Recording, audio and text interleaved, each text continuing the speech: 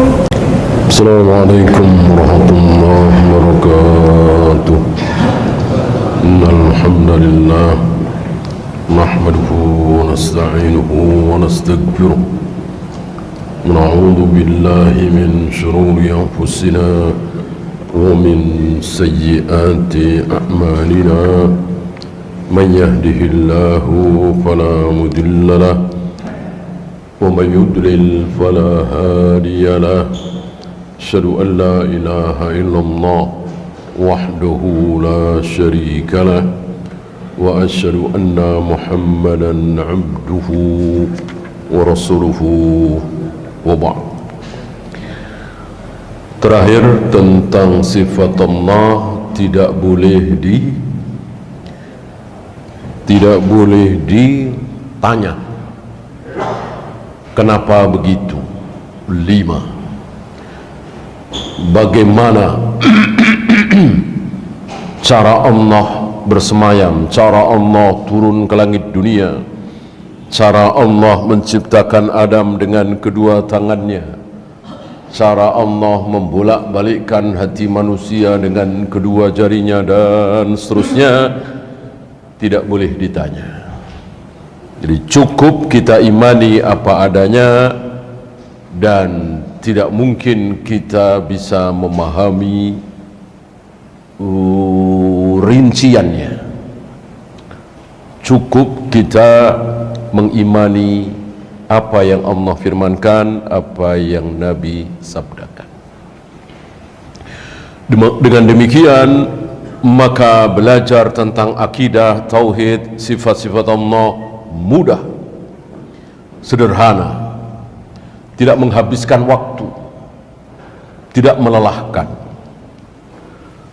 Inilah ahlus sunnah, mengikuti Rasul dan para sahabat. Berbeda dengan Mu'tazilah, Jahmiyah, Jabariyah, Asy'ariyah, Maturidiyah, lelah, capek, menghabiskan waktu, membosankan. Dan tidak jarang dari mereka kelelahan lalu bertaubat. Seperti kemarin siapa? Ar-Razi, Fakhrur Razi, Al-Ghazali, Imam Ghazali, dan lain-lain. Mereka ini kelelahan karena tidak mengikuti manhajnya Rasul dan para sahabat, tapi mengikuti ahlul kalam, falasifah, Mu'tazilah, Jahmiyah, Jabariyah, Asy'ariyah, Maturidiyah. Diistilahkan oleh Ar-Razi, tidak menghilangkan haus dahaga. Beda dengan apa yang ditempuh oleh Imam Ahmad, Imam Syafi'i, Imam Bukhari, mengikuti Rasul dan para sahabat. Bersemayam ya bersemayam, titik. Turun ya turun, titik. Wajah ya wajah, titik. Tangan ya tangan, jari ya jari. Mudah, sederhana, nikmat, tidak membuang-buang waktu. Ya, kita lanjut. 16. Wal Qur'anu kalamullah. Al-Quran adalah kalamnya Allah. Apa kalam? Ucapan, firman, kata-kata. Kalau bahasa kita omongan, gitu, pembicaraan. Jadi Al-Quran ini adalah ucapannya Allah, kata-katanya Allah yang didengar oleh Jibril. Oleh Jibril disampaikan kepada Nabi Muhammad SAW, oleh Rasulullah disampaikan kepada para sahabat, oleh para sahabat disampaikan kepada para tabi'in, kemudian atba'u tabi'in, terus sampai kita hari ini. Walillahilham, apa yang kita dengar dari guru-guru kita, mungkin dari guru TK, guru SD, SMP, SMA, guru ngaji, dari mulai Al-Fatihah, An-Nas, Al-Falaq, istilah kita juz amma, sama persis dengan apa yang diterima oleh para sahabat dari Nabi, oleh Nabi dari Jibril, oleh Jibril dari Allah Rabbul Alamin, sama persis. Kenapa saya berani mengatakan sama persis? Karena sudah ada jaminan. Siapa yang menjamin? Allah Rabbul Alamin. Inna nahnu nazzalna dzikra wa inna lahu lahafidun. Aku yang menurunkan Al-Quran dan aku sendiri yang menjaga keaslian Al-Quran itu. Sementara kalimat seperti ini tidak Allah ucapkan untuk Injil, untuk Taurat, untuk Zabur, untuk Suhuf dan lain-lain. Allah tidak pernah mengucapkan seperti itu. Sungguh aku turunkan Injil ini dan aku sendiri yang menjaga keaslian Injil. Enggak ada. Sungguh aku turunkan Taurat ini dan aku sendiri yang menjaga keaslian Taurat ini. Enggak ada. Hanya satu kitab Allah yang dijaga langsung oleh Allah, yaitu Al-Quran. Maka sampai hari ini, sampai hari kiamat, Al-Quran tidak mungkin bisa dirubah-rubah, dipalsukan, diplesetkan, yang panjang dipendekkan, yang pendek dipanjangkan, ain menjadi alif, ya, sin menjadi shin. Nggak ada. Satu titik saja mereka tidak sanggup. Nun menjadi ba kan gampang sekali. Ba menjadi nun kan gampang sekali. Cuman dipindah saja titiknya, tidak sanggup. Terbukti apa yang Allah firmankan. Sampai hari ini belum pernah ada yang sanggup merubah-rubah ayat Al-Quran lalu menyebar di kalangan kaum muslimin. Beda dengan hadis.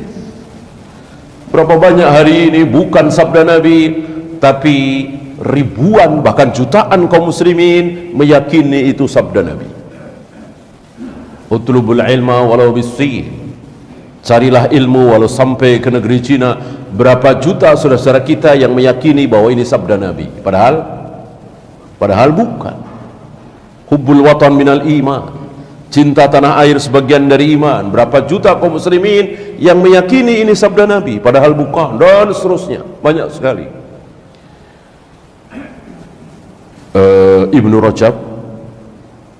Ibnu Hajar itu telah mengumpulkan seluruh sabda Nabi, seluruh hadis-hadis tentang keutamaan puasa Rajab. Sekarang ini banyak saudara-saudara kita yang begitu semangat puasa Rajab. Beliau mengatakan tidak ada satupun yang sahih betul-betul dari Nabi, tidak ada. Berapa puluh itu, berapa ratus. Belum tentang salat nisfu Sa'ban, belum tentang Maulid Nabi, belum tentang Isra Mi'raj. Banyak sekali yang bukan sabda Nabi dikira sabda Nabi. Adapun ayat Al-Quran tidak ada. Tidak ada. Sebodoh-bodoh kaum muslimin hari ini, sesat-sesat, aliran sesat hari ini, sepertinya belum pernah kita dengar. Oh, Al-Fatihah itu bukan cuma itu, ada lagi gitu. Atau membaca Al-Fatihah kurang ihdinas siratal mustaqim misalnya, baca Al-Baqarah kurang 3 ayat misalnya, tidak kita dengar. Terbukti kebenaran firman Allah Rabbul Alamin, inna nahnu nazzalna dzikra wa inna lahu lahafidun.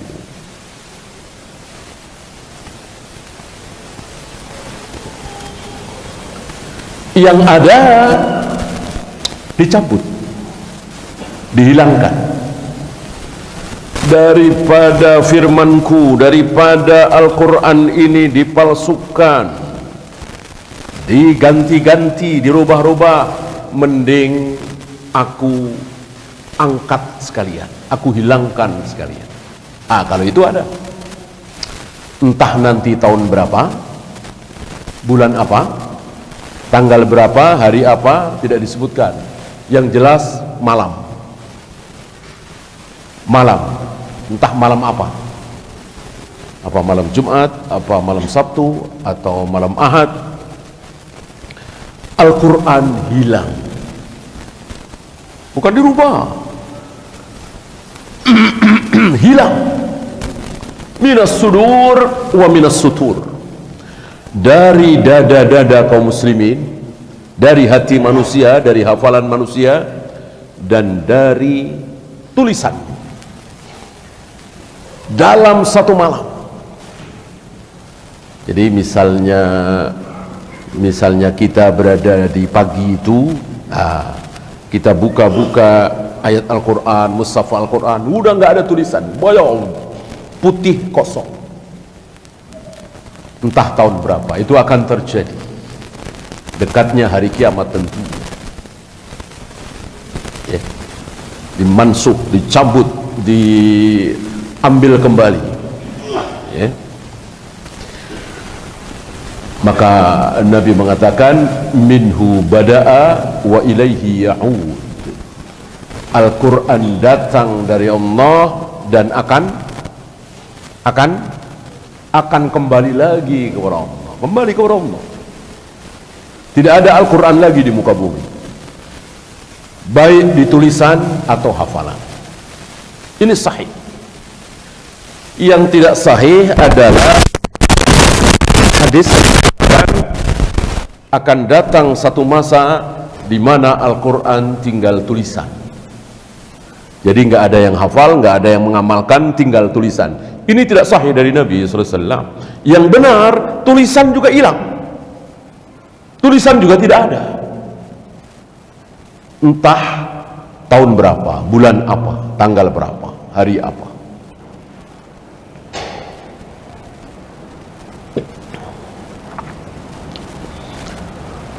Adapun di zaman Nabi beberapa ayat ada.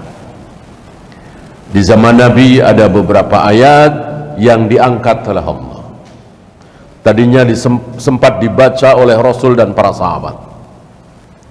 Ya. Jadi diawali oleh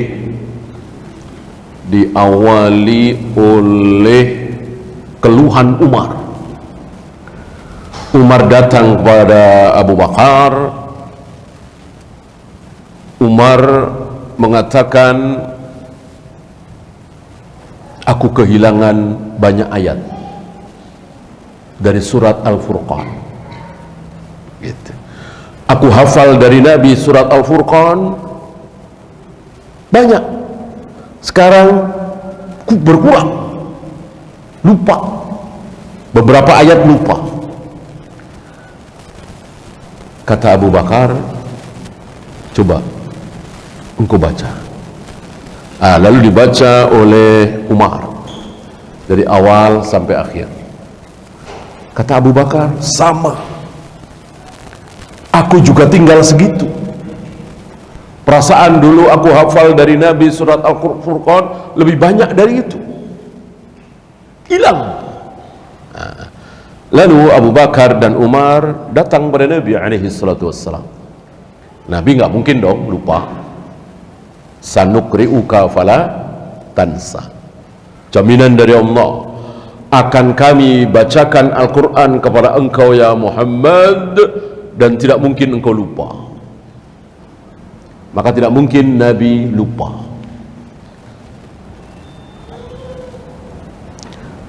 Lalu dibacalah oleh Abu Bakar dan Umar di hadapan Nabi SAW. Kata Nabi, sama, aku pun tinggal segitu. Ya. Lalu Nabi mengatakan, selebihnya diangkat kembali oleh Allah. Jadi bukan karena Nabi lupa, memang diangkat. Kata Allah, yang nggak boleh ada lagi ayat itu di muka bumi, di hati kaum muslimin, di mushaf. Gitu ya.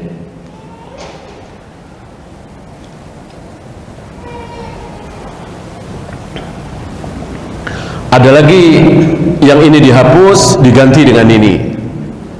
Hukumnya yang ini dihapus diganti dengan ini. Kalau tidak salah pernah kita bahas dulu 3 macam mansukh. 3 macam mansukh. Nah, Al-Quran ini kalamullah. Mudah sekali memahami bahwa Al-Quran ini kalamullah. Mudah sekali. Tapi kenapa yang mudah ini dipersulit oleh saudara-saudara kita yang terkena subhat Jahmiyah, Jabariyah, Mu'tazilah, Ahlul Kalam, Asy'ariyah, Maturidiyah. Kenapa? Karena mereka lebih siqah dengan akalnya, dengan nuraninya. Mereka mengatakan, aku tidak bisa terima kalau Allah Tuhan kok ada suaranya, ada kata-katanya.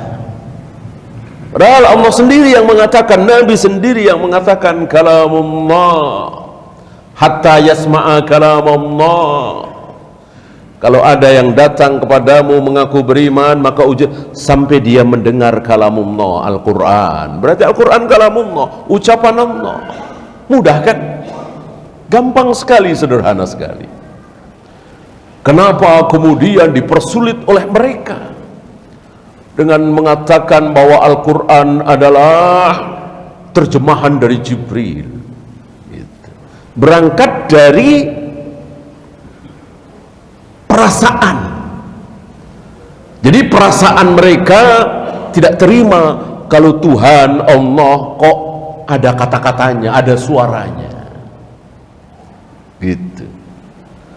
Maka diutak-atiklah orang mereka, ini yang saya maksud, melelahkan, bikin capek. Karena ya itu tadi, ngarang sendiri. Gitu. Sampai kepada kesimpulan bahwa Al-Quran ini terjemahan dari Jibril. Jadi Allah nggak ada suaranya. Jadi Allah memberikan kepada Jibril apa dia bilang, istilah-istilah mereka lah ya, simbol-simbol apa, ar-ramzu. Lalu simbol-simbol itu diterjemahkan oleh Jibril kepada Nabi Muhammad SAW dalam bahasa Arab. Ini keterangan dari mana, wahyu dari mana?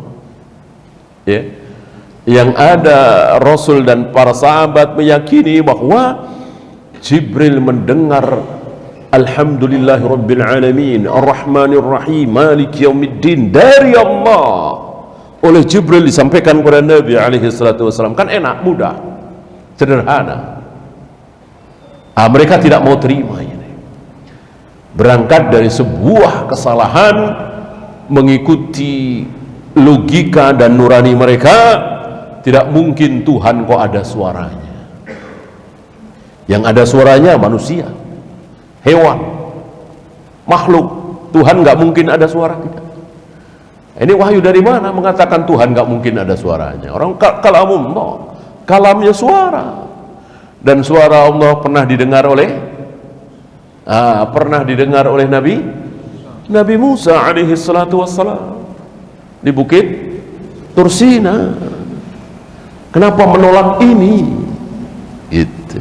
Jadilah mereka lelah, capek seperti ini. Karena ngarang-ngarang sendiri.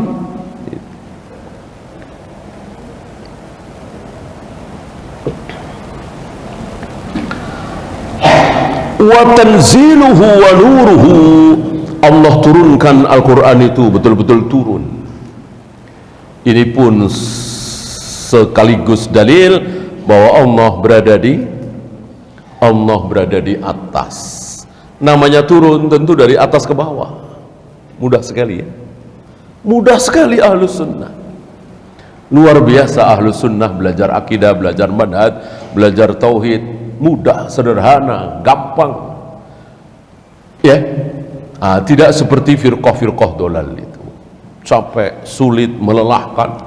Maka mereka menulis kitab-kitab akidah itu berjilid-jilid. Kitab-kitab tebal. Beda dengan Ahlus Sunnah. Kitab Tauhid tipis apa tebal? Tipis sekali. Ya, akidah wasitiyah, akidah tohawiyah, Kasfus Subhat, termasuk yang sedang kita pelajari ini, Syarhus Sunnah. Usulus sunnah tipis sekali, karena mengimani apa adanya dan tidak bertele-tele. Ya. Kalau toh akhirnya para ulama mengatakan misalnya dalam mengimani sifat-sifat Allah jangan ada takwil, jangan ada tahrif, jangan ada ta'til, jangan ada tamthil, jangan ada tafwid. Terus dijelaskan tahrif itu apa, takwil itu apa, ta'til itu apa, bedanya apa. Ini agak sulit memang. Ini agak sulit. Sebagian saudara-saudara kita merasa sulit memahami. Ini dalam rangka apa? Dalam rangka menutup subhat mereka. Jadi seandainya mereka ini tidak ada, para ulama juga tidak membahas itu. Oleh karena itu di zaman Rasul dan para sahabat tidak kita dengar Rasul bersabda, wahai para sahabat, kalau kalian mendengar ayat hadis tentang sifat Allah, misalnya Allah bersemayam di atas arsy, Allah turun ke langit dunia setiap sepertiga malam, Allah akan menginjakkan telapak kakinya ke jahanam sehingga jahanam diam. Itu jangan ditakwil ya, jangan ditafwid ya, jangan ditahrif. Nabi tidak bersabda seperti itu. Kenapa? Karena belum ada. Karena belum ada yang mentafwid, belum ada yang mentahrif, belum ada yang mentaktil. Jadi seluruh sahabat mengikuti Nabi, menerima apa adanya. Bahwa Allah betul-betul bersemayam di atas arsy, Allah betul-betul turun ke langit dunia setiap sepertiga malam, Allah betul-betul membolak-balikkan hati manusia dengan dua jarinya, Allah betul-betul menghadapkan wajahnya ke wajah orang yang sedang sholat, dan seterusnya, diimani apa adanya. Ketika muncul Mu'tazilah misalnya mengatakan yang dimaksud tangan adalah mulai apa ini? Yang dimaksud tangan adalah kekuasaan. Ini kan mulai takwil, mulai tahrif. Disitulah para ulama jadi terpaksa ikut-ikutan membahas. Gitu. Ya samalah di zaman Nabi, para sahabat. Apakah Nabi pernah berkata kepada para sahabat, wahai para sahabat, baca usoli ketika mau sholat itu bid'ah, maulid Nabi bid'ah, perayaan Isra Mi'raj bid'ah, perayaan tahun baru Islam bid'ah. Nabi pernah berbicara seperti itu di hadapan para sahabat? Enggak pernah. Kenapa? Iya, belum ada. Belum ada tahlilan, belum ada yasinan malam Jumat, belum ada acara 3 hari, 7 hari, 40 hari, 100 hari. Nabi tidak bersabda seperti itu karena memang belum ada. Nah sekarang para ulama dengan terpaksa mengatakan ini bid'ah, ini keliru, ini syirik. Kenapa? Karena mulai muncul gitu. Disitulah mereka marah, mereka panas hati, mereka nggak terima, disirik-sirikan, dibid'ah-bid'ahkan, padahal memang bid'ah.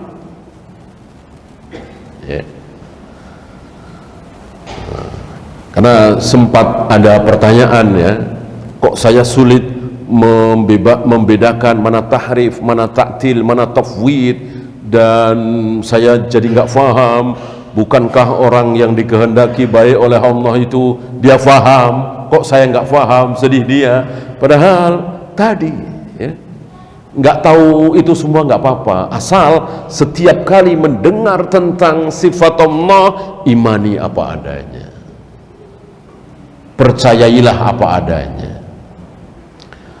Tangan ya tangan, wajah ya wajah, jari ya jari, telapak tangan ya telapak tangan, dan seterusnya. Dan itu mudah sekali lagi.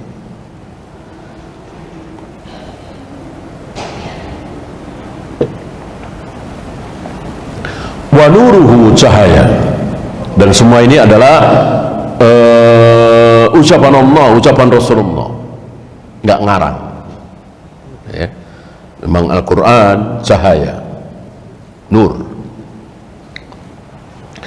Yang bukan ucapan Allah, yang bukan ucapan Rasulullah, para ulama tidak berani.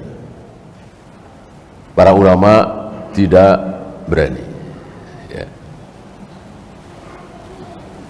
Misalnya banyak saudara kita mengatakan apa yang kita sembelih di 10 Dzulhijjah, mungkin kambing, mungkin sapi, mungkin unta, nanti akan menjadi tunggangan kita. Para ulama tidak berani mengatakan ini karena tidak ada dari Nabi gitu, bahwa kambing yang kita sembelih karena Allah di 10 Dzulhijjah atau 11, 12, 13, atau sapi atau unta itu akan menjadi tunggangan. Seandainya betul menjadi tunggangan, ya mungkin lebih baik kuda, ya kan? Jangan kambing. Mosok naik kambing, apalagi kambingnya kecil, gitu ya. Nah, jangan ngarang. Kalau Nabi ucapkan kita ikuti, kalau tidak jangan. Ya.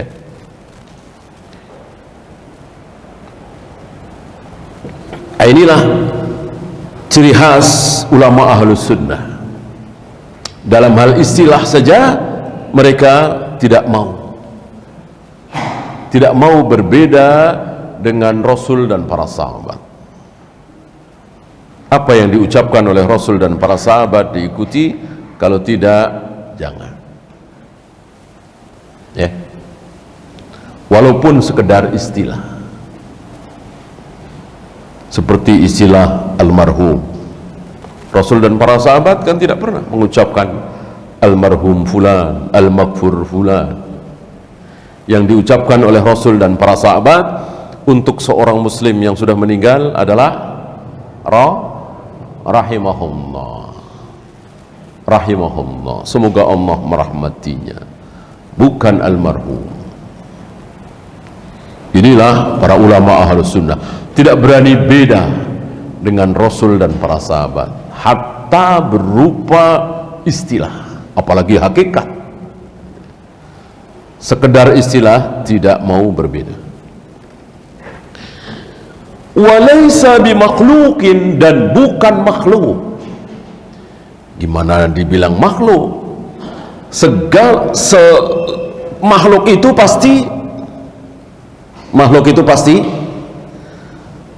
pasti berpisah dari Allah, tidak mungkin menempel pada diri Allah. Yang terbesar, yang terdekat dengan Allah yaitu Arsy, apakah menempel dengan Allah? Tidak.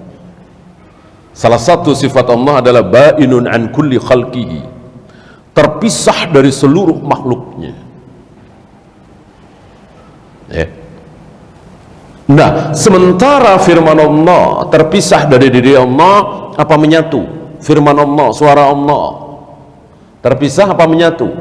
Ya tentu menyatu dengan diri Allah. Orang suara Allah, masa Allah khaliq suaranya makhluk gitu.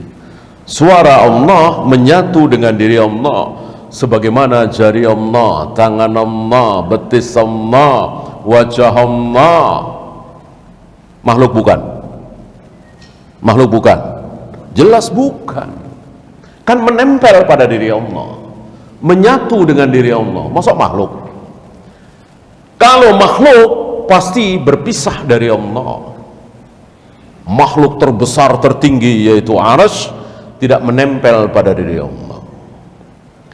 Entah berapa juta kilometer antara Arsy Allah dengan zat Allah itu, tidak menempel. Sekali lagi, ba'inun an kulli khalqihi, Allah itu berpisah dari seluruh makhluknya. Sedangkan Al-Quran, Injil, Taurat, Zabur, Suhuf yang asli ya, itu firman Allah, ucapan Allah, kata-kata Allah, menyatu tentu dengan diri Allah. Makhluk? Ya bukan, jelas bukan makhluk.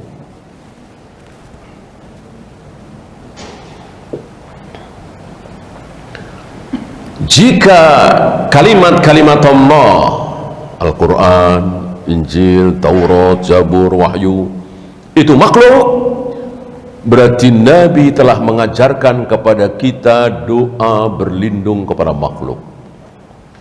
Berlindung pada makhluk, tauhid apa syirik? Syirik. Nabi mengajarkan kepada kita satu doa, a'udzu bi kalimatillahi tammati min syarri ma khalaq. Aku berlindung dengan kalimat-kalimat Allah. Aku berlindung dengan kalimat-kalimat Allah. Kalau kalimat-kalimat Allah, Al-Quran, Taurat, Injil, Zabur, makhluk, berarti Nabi mengajarkan kita berlindung kepada makhluk, syirik. Seperti aku berlindung kepada penjaga pantai ini, yang dimaksud bukan Allah, jelas syirik. Aku berlindung kepada yang menguasai gua ini, yang dimaksud bukan Allah, syirik. Ya. Berlindung harus kepada Allah. Dengan demikian, kalimat-kalimat Allah bukan makhluk. Bukan makhluk berarti ya khalik Allah. Ya, karena menyatu dengan diri Allah tidak boleh dikatakan makhluk. Dan sekali lagi, ini tidak ramai di zaman Rasul dan para sahabat. Rasul tidak berulang-ulang, wahai para sahabatku, ingat, catat, jangan lupa, Al-Quran bukan makhluk. Enggak ada. Enggak ramai di zaman Rasul dan para sahabat. Biasa aja. Kenapa? Iya, karena belum ada yang mengatakan bahwa Al-Quran adalah makhluk. Belum ada. Belum ada. Seluruh para sahabat berikut Nabi alaihi salatu wassalam meyakini bahwa Al-Quran adalah kalamullah, ucapan Allah. Itu udah jelas ayatnya kan. Nah, sesuatu yang merupakan ucapan Allah menyatu dengan diri Allah tentu bukan makhluk. Tentu bukan makhluk. Ya. Oleh karena itu tadi boleh berlindung dengan kalimat-kalimat Allah.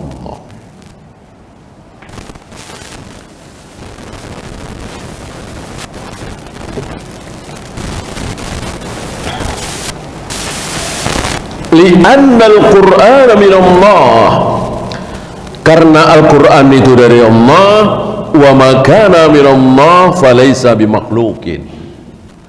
Karena Al-Quran ini dari Allah, apa yang dari Allah tentu bukan makhluk. Ya, maksudnya dari Allah itu keluar dari zat Allah, bukan rizki ini dari Allah, bukan itu maksudnya.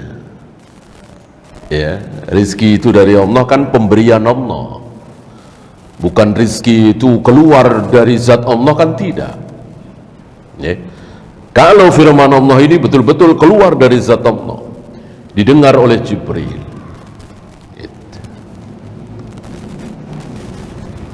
dan firman Allah itu ada berapa? Secara garis besar firman Allah itu ada dua. Ada dua. Jadi Allah berfirman dari awal mula sebelum langit dan bumi diciptakan, Allah berfirman. Salah satu firman Allah sebelum langit dan bumi ada apa? Yang antum ingat? Allah berfirman, berkata kepada pena, kepada al-qalam. Allah mengucapkan kalimat uktub, tulislah. Pena bertanya, mada sa'aktub, apa yang harus aku tulis ya Allah? Allah menjawab, tulislah apapun yang akan terjadi di jagat raya alam semesta dari sekarang sampai akhir zaman, sampai manusia masuk surga, masuk neraka. Wah, ditulislah. Kayak apa itu? Ya. Berapa miliar, berapa triliun lembar kitab, gitu ya. Kalau istilah sekarang ya berapa juta, berapa miliar tera tulisan di lauh mahfuz. Banyak sekali terjadi, manusia, jin, hewan, malaikat, tanaman, batu, tanah, begini semuanya ditulis. Kayak apa itu? Ya. Apa itu? Firman Allah, ya kan? Nah, sementara ada firman Allah yang bunyinya Qul huwallahu ahad, Allahus samad. Sama apa beda? Beda ini. Beda. Yang satu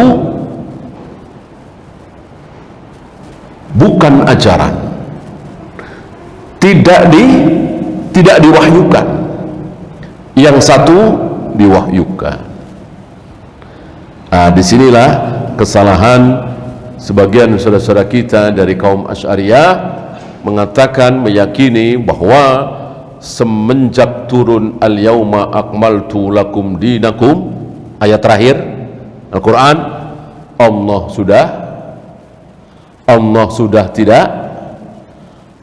sudah tidak berbicara lagi, Allah sudah tidak berfirman lagi. Ini benar apa salah? Salah. Lah kan wahyu sudah putus, sudah nggak ada wahyu lagi. Firman Allah kan wahyu, salah. Firman Allah itu bisa wahyu, bisa bukan wahyu. Gitu. Firman Allah itu ada yang diwahyukan, yang ada di Al-Quran, Taurat, Injil, Zabur, Suhuf. Ada yang tidak diwahyukan. Di mana? Ya banyak sekali. Detik ini Allah sedang bicara kepada Jibril, kepada Mikail, kepada malaikat penjaga rahim. Gitu. Insya Allah antum masih ingat bagaimana ketika Allah mencintai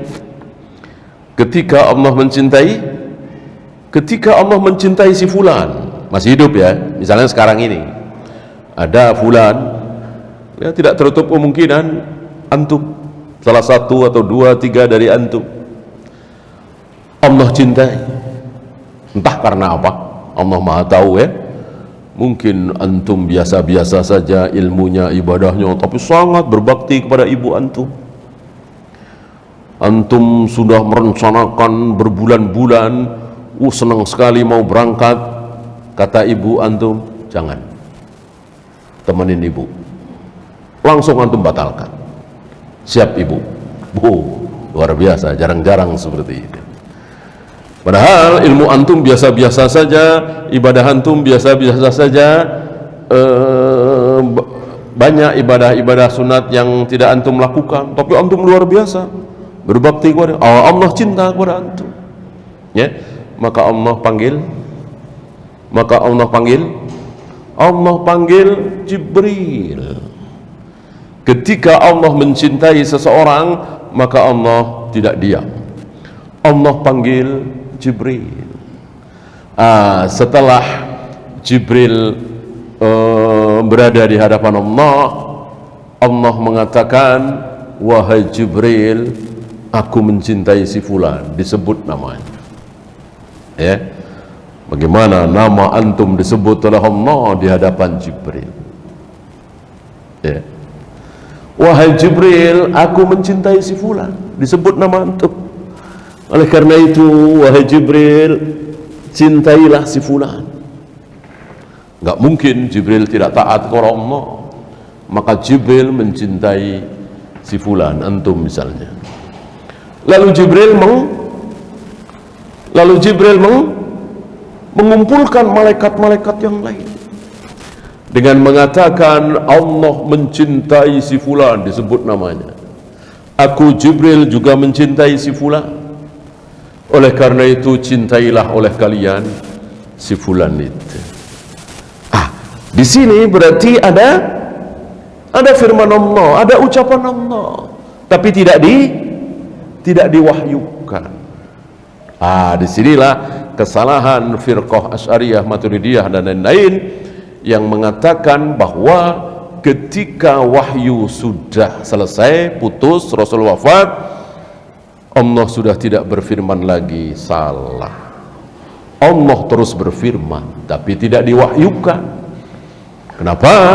Karena firman Allah sekali lagi ada dua, ada yang diwahyukan, ada yang tidak diwahyukan.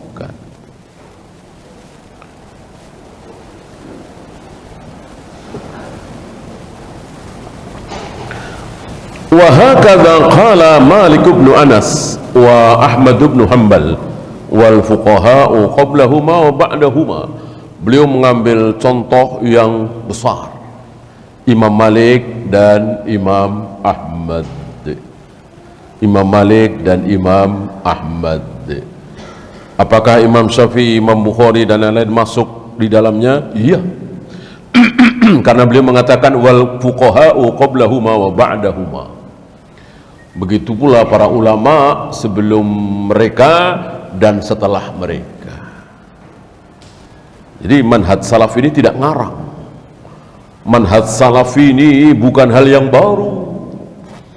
Tidak seperti tuduhan sebagian saudara-saudara kita, manhaj salaf, salafi, wahabi itu karangan Muhammad bin Abdul Wahab. Adakah bedanya akidah Muhammad bin Abdul Wahab dengan Imam Syafi'i? Tidak ada bedanya. Tidak ada bedanya dengan Imam Bukhari, dengan Imam Malik, dengan Abu Hurairah, dengan para sahabat. Tidak ada bedanya. Justru yang beda itu mereka yang menuduh itu. Ya. Apakah Syekh Muhammad bin Abdul Wahab tidak muludan? Coba tanya Imam Syafi'i, Imam Bukhari, Imam Malik, muludan apa tidak? Gak ada satu riwayat mereka mengadakan acara maulid. Berarti sama kan? Yang beda justru saudara kita ini. Justru saudara kita ini yang berbeda. Sementara ngaku Syafi'iyah, ngaku pengikut Imam Syafi'i, Imam Malik, Imam Ahmad, Ibnu Taimiyah enggak, Syekh Muhammad bin Abdul Wahab enggak. Padahal enggak ada bedanya. Justru mereka yang berbeda. Nampak jelas perbedaan antara mereka dengan Imam Syafi'i. Ya. Imam Syafi'i itu paling marah. Imam Syafi'i itu sangat tidak suka melihat orang baca Al-Quran di atas kuburan. Imam Syafi'i sangat tidak suka. Ya. Bahkan Imam Syafi'i membid'ahkan jamaah kedua, jamaah ketiga, jamaah keempat. Imam Syafi'i dan dua imam lagi, Imam Malik dan Abu Hanifah, Imam Hanafi, bukan Imam Ahmad. Ya, tiga imam madhab ini membid'ahkan jamaah kedua, jamaah ketiga, kecuali Imam Ahmad. Hanya Imam Ahmad ada dua qaul, ada dua pendapat. Salah satu pendapat beliau tidak menyukai jamaah kedua, jamaah ketiga, jamaah keempat. Lihat saudara kita, ya, datang ke masjid jam 12:30 mau sholat duhur. Ya, tentu sudah selesai jamaah duhur, ya. Mereka berempat, berlima berjamaah, sholat berjamaah. Begitu pula datang ke masjid sudah jam 4, tentu jamaah sholat asar sudah selesai. Mereka datang berlima, berenam, sholat berjamaah, sholat asar. Ini dibid'ahkan oleh Imam Syafi'i. Memang di zaman Nabi nggak ada. Nggak ada di zaman Nabi. Ada jamaah kedua, ketiga, gitu. Jamaah itu ya sekali. Sama dengan sholat Jumat. Untuk sholat Jumat sampai hari ini masih terpelihara. Karena kaum muslimin meyakini nggak ada jamaah sholat Jumat kedua, ketiga. Kecuali ada yang sedekah. Kecuali ada yang sedekah, sebagaimana yang diperintahkan oleh Nabi kepada Abu Bakar. Di riwayat lain bukan Abu Bakar.